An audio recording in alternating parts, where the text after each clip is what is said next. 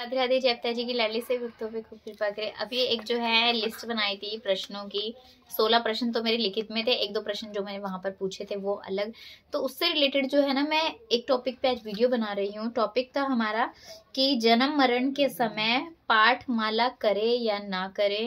क्योंकि देखिए कई बार सूतक पातक तो लगता रहता है, किसी के भी घर में लगता है, और मेरे घर में भी कुछ ऐसी व्यवस्था होने वाली थी, तो मुझे भी इसके बारे में, वैसे तो हम गुरुदेव का सत्संग सुनते हैं, जानकारी हमें पता ही थी, लेकिन मैंने सोचा हो सकता है कुछ चेंजिंग हो, शायद दीक्षार्थियों के लिए कुछ चेंजिंग हो। तो फिर मैंने आश्रम से पता किया, पूछा, तो हमें जो बाहर बाबा जी थे उनसे हमें जो है ना कुछ ज्ञान की और कुछ महत्वपूर्ण बातें, जानकारी जो है ना हमें मिली। तो जब मैंने बाबा जी से प्रश्न किया कि मैं जो है ना, जैसे कि कभी भी कोई भक्त वीडियो वगैरह बनाती हूँ, या फिर कभी भी जैसे हम वीडियो में पोस्ट में भक्त हमसे प्रश्न करते हैं उनके लिए, और कुछ घर में भी अगर कभी क्रिएट हो जाता है, तो इसके लिए हम जन्म मरण के समय हमें माला पाठ करना है, माला करनी है, पाठ करना है, क्या नियम है, कुछ हमें चेंजिंग। तो पता है बाबा जी ने हमसे एक ही बात बोली, हरिवंशियों के लिए कोई नियम नहीं है। पता है उन्होंने उदाहरण भी दिया, अगर ये समझ लीजिए कि आज के दिन किसी की मृत्यु हुई है, तो उस दिन भी आपको अपनी पाठ और माला करनी है।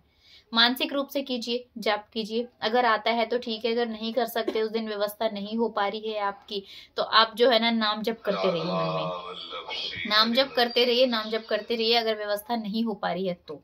अदरवाइज उस दिन भी या किसी भी दिन भी ना तो आपको नाम जप छोड़ना है, ना ही आपको माला छोड़नी है, अपनी माला भी अपनी पूर्ण कीजिएगा।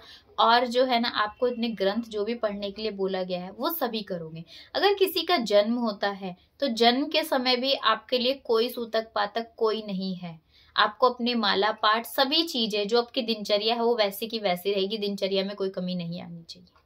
अब अगली बात आती है क्या, जैसे कि एक भक्त का भी प्रश्न था जिसको मैंने पूछा था आश्रम से, कि अस्पताल में जैसे उनके कोई बेबी का जन्म होने वाला है, अब हॉस्पिटल में रहेंगे, हॉस्पिटल में व्यवस्था नहीं है माला कर सके, और माला को हम वहां पे मतलब कि नहीं रख सकते, देखिए क्योंकि वहां पर हर तरीके से व्यवस्था में हमें रहना पड़ेगा, जो कि पवित्र तो शुद्धता नहीं रह पाएगी। तो बाबा जी ने हमें बताया कि जैसे आप घर पर आते हो तो अपनी माला कंप्लीट करके जाइए, वहां पर जैसे कि आप हो तो अपने पाठ वगैरह कर लीजिए, आप वहां पे पाठ वगैरह फोन से, ग्रंथ से नहीं, फोन से आप पढ़ सकते हो, लेकिन शुद्धता का ध्यान विशेष तौर पर रखना है। वो शुद्धता आप जरूर रखिए, मेंटेन रखिए शुद्धता को। आप ऐसी व्यवस्था बनाएं जिसमें कि आपका पाठ भी ना छूटे, क्योंकि पूरे देखिए 24 घंटे में कोई एक व्यवस्था तो हमें ऐसी बनाए रखनी पड़ेगी जिसमें कि हम जो है ना अपना पाठ वगैरह कर सकते हैं। और अगर माला जप नहीं कर सकते हो आप वहां पे, क्योंकि नहीं वहां पर माला जप हो पाएगा, क्योंकि स्नान इत्यादि शुद्धता वगैरह भी ध्यान रखनी है हम लोगों को। और सेकंड बात क्या है, जब आप माला वगैरह करो तो स्नान करने के बाद ही आप माला कर सकते हो। अब काफी भक्त को ये कंफ्यूजन रहती है कि जैसे अब घर पर इतने दिन तक हमें 13 दिन तक का इस तरीके से वो सूतक वगैरह मानते हैं, ये जन्म हो जाता तो 1.25 महीने का हवन तक का मानते हैं। तो जो हरिवंशी है उनके लिए मैं ये सूचना बता रही हूँ आपको, क्योंकि मैंने आश्रम से स्पेशली इस बारे में प्रश्न किया था, मुझे भी थोड़ा सा कुछ कंफ्यूजन थी जो मैं क्लियर करना चाहती थी, पर गुरुदेव की कृपा से, लाडली की कृपा से, जिस सत्संग सुनते रहते थे उसमें डाउट तो क्लियर था ही, लेकिन मैंने एक बार पूछ लिया तो और वो मेरी कंफ्यूजन दूर हो गई। तो हमारे लिए कोई 13 दिन या फिर कोई भी 11-21 दिन जैसे हवन नहीं होता, ऐसा कुछ नहीं है। हमें अपने नियम पर रहना है, पाठ माला सब चीजों को फॉलो करना है, कोई भी दिन नहीं छोड़ लिया, प्रिय प्रीतम को भोग लगाना है, और हमें सब कुछ जिस नियम अनुसार हम सेवा कर रहे हैं उस तरीके से हमें सेवा करनी है। शुद्धता का पूर्ण रूप से ध्यान रखिए। सभी को राधे राधे। जय पिता जी की। एक बात और बताना चाहूंगी भक्तों को, बाबा जी वहां कह रहे थे जैसे कि हम जब भूखे नहीं रह सकते हैं, जब हम इस अवस्था में, अब जरूरी तो नहीं है कि हमने 3 दिन खाना नहीं खाया, 4 दिन खाना नहीं खाया, सभी भोजन पाते हैं, सभी चीजों की व्यवस्था होती है, रख रखाव होता है, हर चीजों की आप अपनी देख रेख रखते हो, तो फिर हम अपने लाला लाली का भी ध्यान रखें उस समय पर, उन्हें भी भोग पवाएं, उन्हें भोग से वंचित ना रखें, उन्हें भोग पवाकर फिर हम लोग भी पाएं। कैसी भी व्यवस्था हो आपकी, जब आप पा रहे हो तो सबसे पहले अपने लाडली लाल को पवाएं, फिर आप पाएं। जल भी पिलाना तो उन्हें पवाएं और फिर ही पाएं, यानी कि सबसे पहले उन्हें जल भी ग्रहण कराना तो उनको पवाना है, फिर हमें पाना है।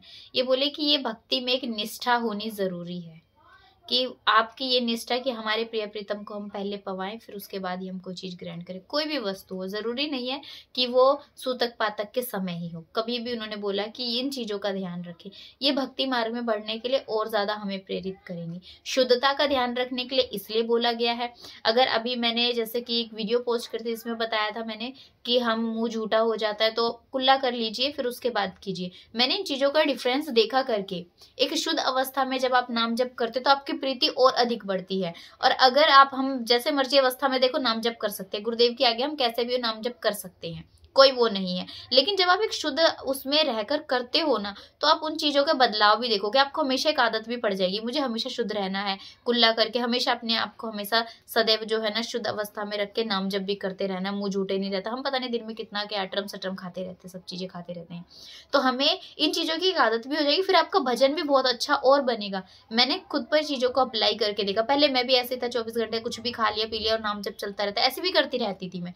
लेकिन जब मैंने और शुद्धता से चीजों को करने की कोशिश करी, जब आश्रम में मैंने पता किया, उन्होंने बोला कि एक आपकी और भक्ति में प्रीति बढ़ेगी। अगर आप कुल्ला कर लीजिए, कितना मिनट लगता है, वो बोले कितना क्या, 1 मिनट भी नहीं लगता है। कुल्ला कर लीजिए 3 बारी, उसके बाद में जो है ना आप फिर नाम जप कीजिए। शुद्ध होकर आप जिस तरीके से आप भजन करोगे और आपकी भजन में प्रीति बढ़ेगी। इसीलिए शुद्धता का ध्यान रखने के लिए कहा गया है।